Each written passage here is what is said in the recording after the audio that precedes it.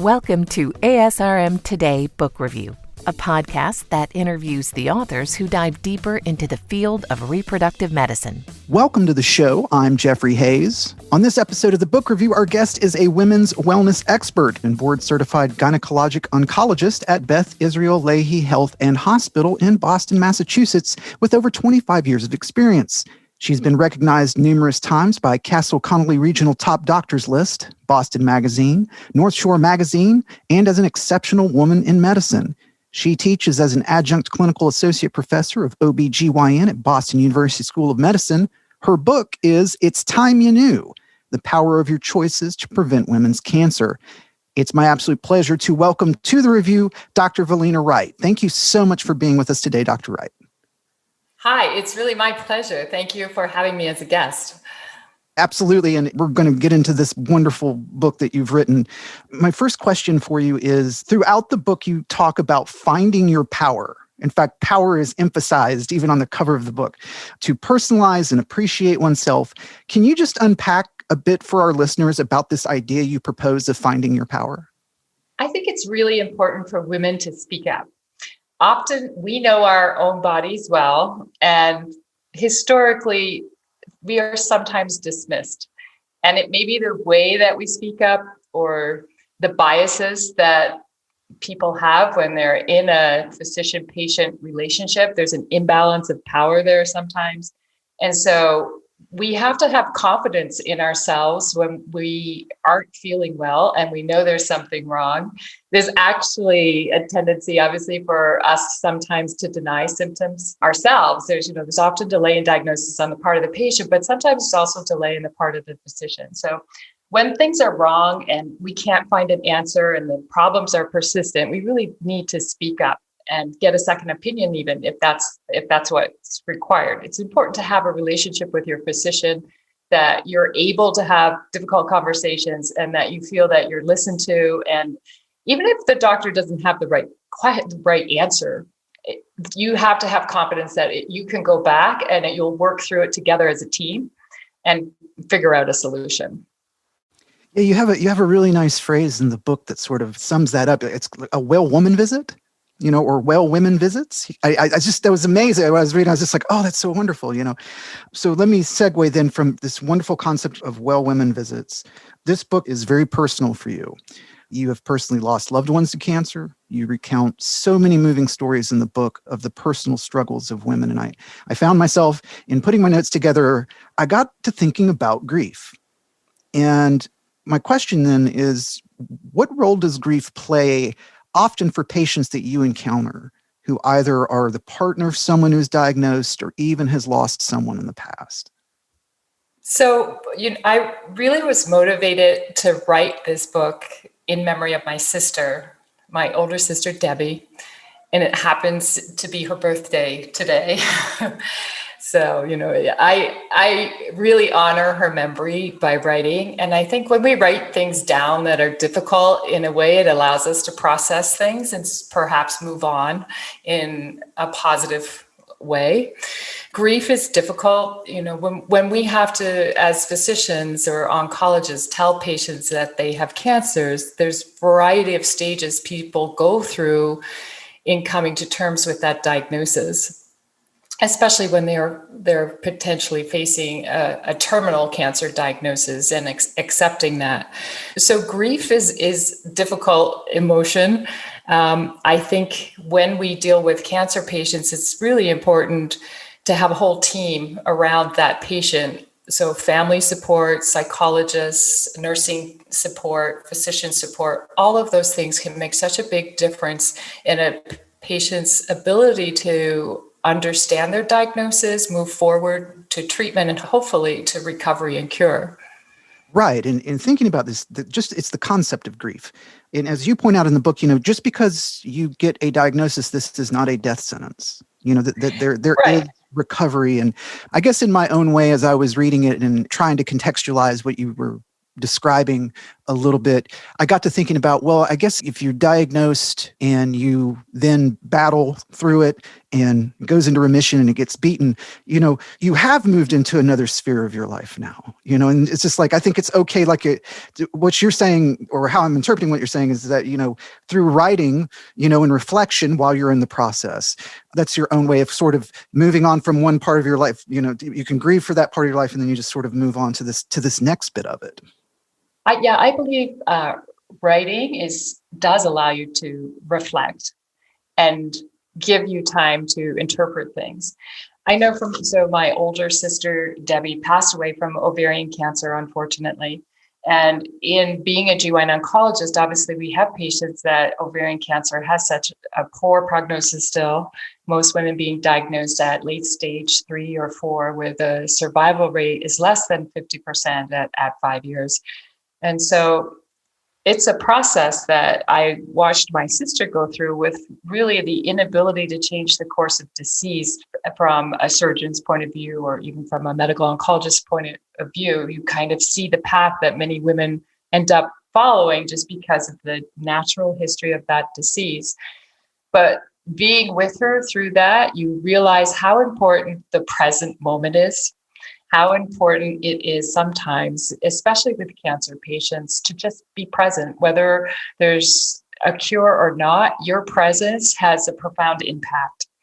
And, my sister, there's always blame to go around everywhere. And we don't understand a lot of these cancers well. We don't have very good treatments, and there needs to be more research, obviously, so that we have better diagnosis, better screening, better interventions, but we don't have them now.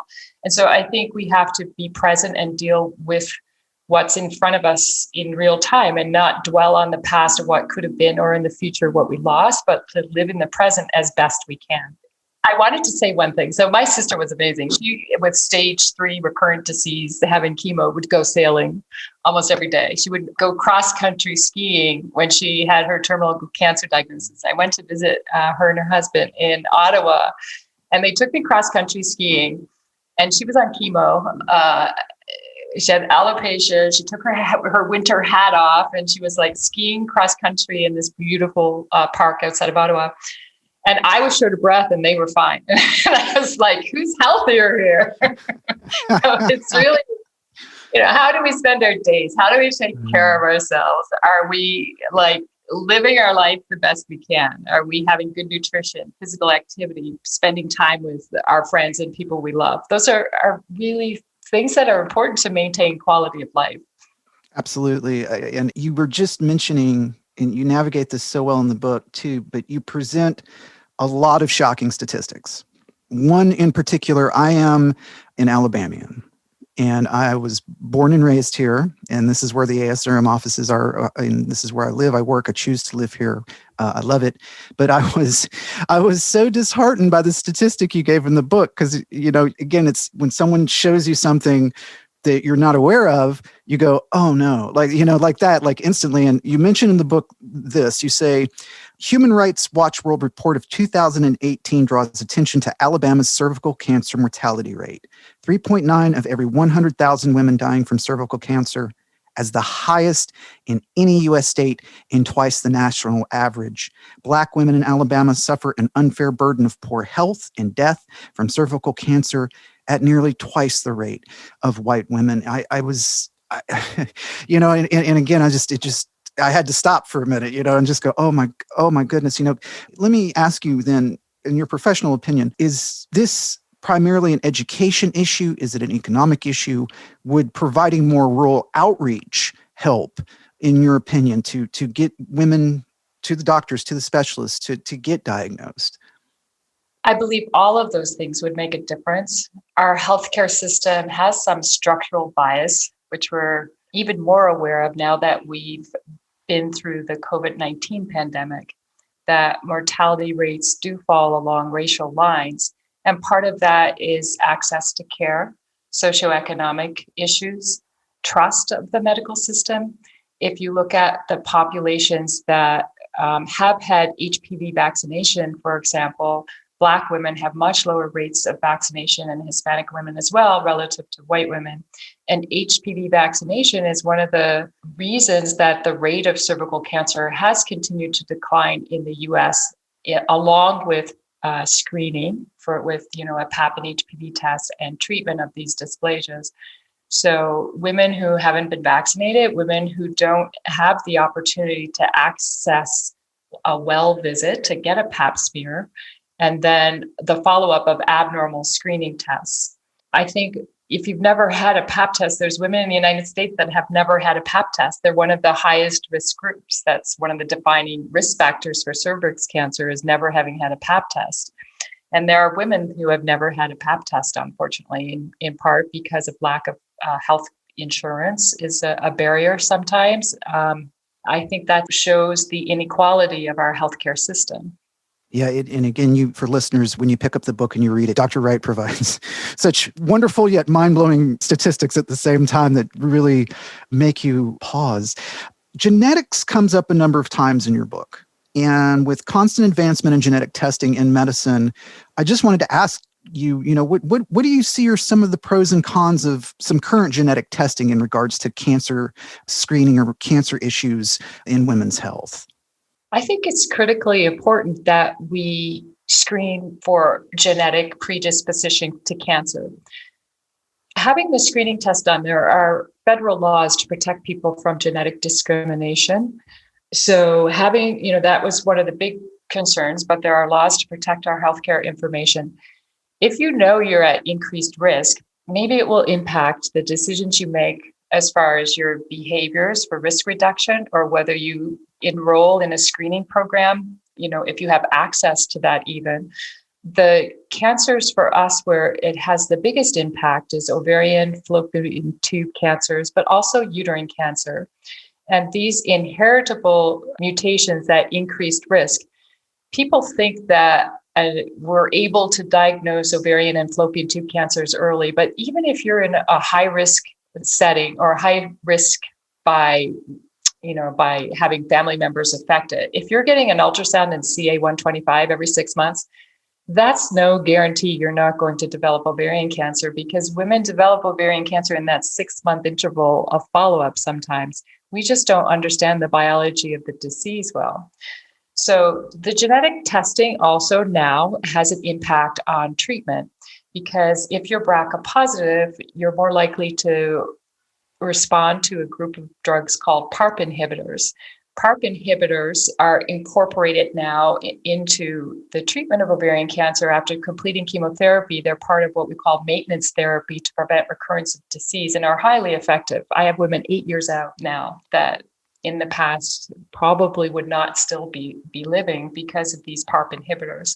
So genetic screening is not only identifying risk and then triaging you into a certain clinical program or follow-up, but also dictating what screening could be done, even though screening can be limited, but also that you could have risk-reducing surgery.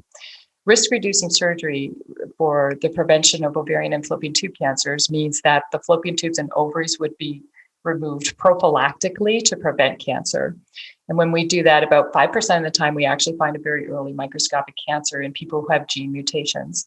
In people who don't have a genetic risk and are undergoing gynecologic surgery now, the recommendation is, if childbearing is complete, to have it's called opportunistic self-injectomy. So we have an opportunity to decrease the risk of both fallopian tube and ovarian cancers by just removing the fallopian tube. We used to tie tubes for family planning reasons, but now the tubes are surgically removed because we know that some types, mainly serous ovarian and fallopian tubes cancers, start in the fimbriata end of the fallopian tube. So by surgically removing the entire tube, we decrease the risk of fallopian tube cancers and serous ovarian cancer. My guest today is Dr. Valena Wright. We're talking about her book, It's Time You Knew, The Power of Your Choices to Prevent Women's Cancer. We're talking about empowerment. We're talking about giving people the self-confidence to make, as you put it, better choices, to set up these well women visits, to make this happen. And again, you shine a light on this issue. There was one thing in particular, you said basically you can go to another doctor if you don't feel like you were saying earlier too, you know your own body, and only you know your own body as well as you do. You know your symptoms. You know when something's wrong. And if you feel that it's, you're getting contradictory information from a primary care physician or specialist, I think it's very empowering for a doctor to say, well, yeah, I think you should go see somebody else because obviously something's wrong. So when a patient asks me if they should get a second opinion or not, I always encourage it because maybe I'll learn something. Maybe there's something the other doctor will have to add to the patient's care that I might not have thought of.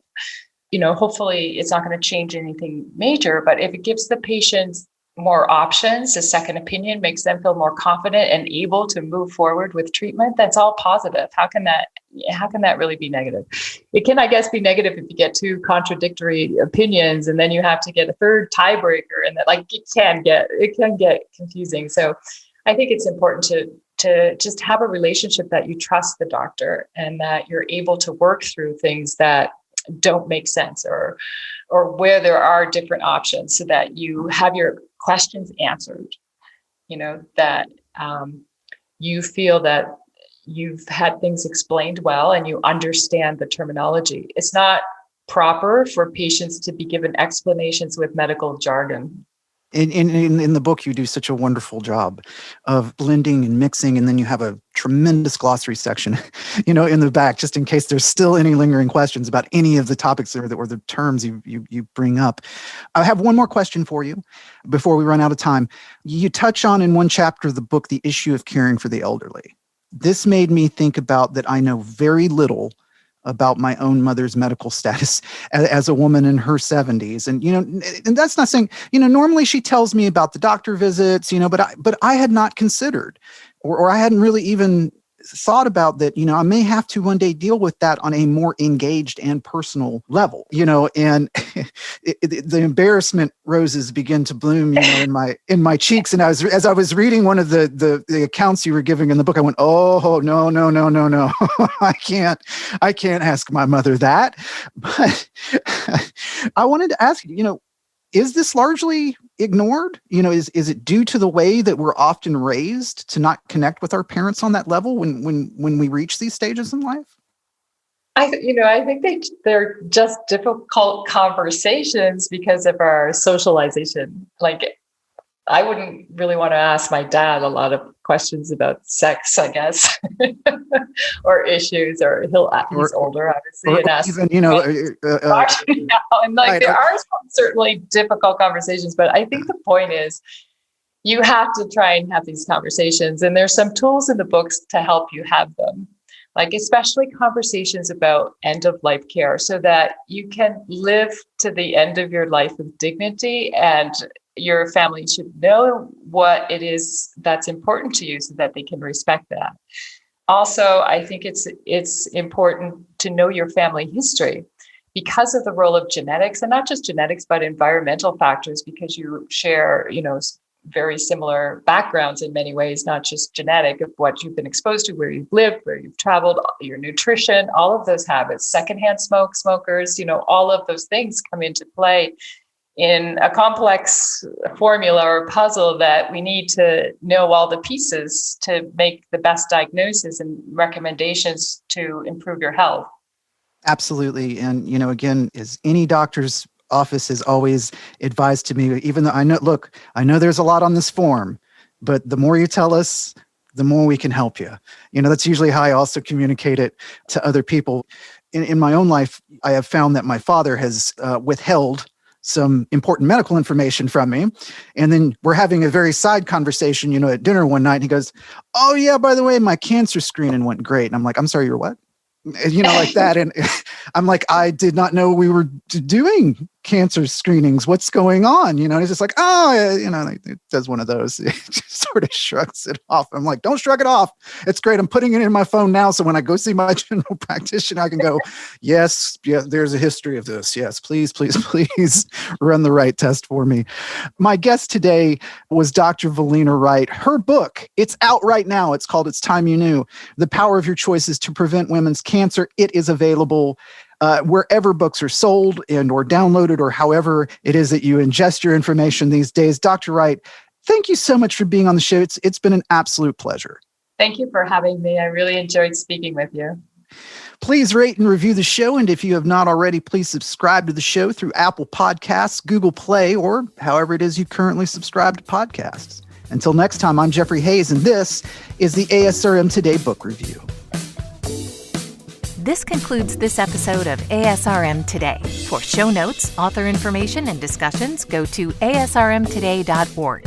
This material is copyrighted by the American Society for Reproductive Medicine and may not be reproduced or used without express consent from ASRM. ASRM Today series podcasts are supported in part by the ASRM Corporate Member Council. The information and opinions expressed in this podcast do not necessarily reflect those of ASRM and its affiliates. These are provided as a source of general information and are not a substitute for consultation with a physician.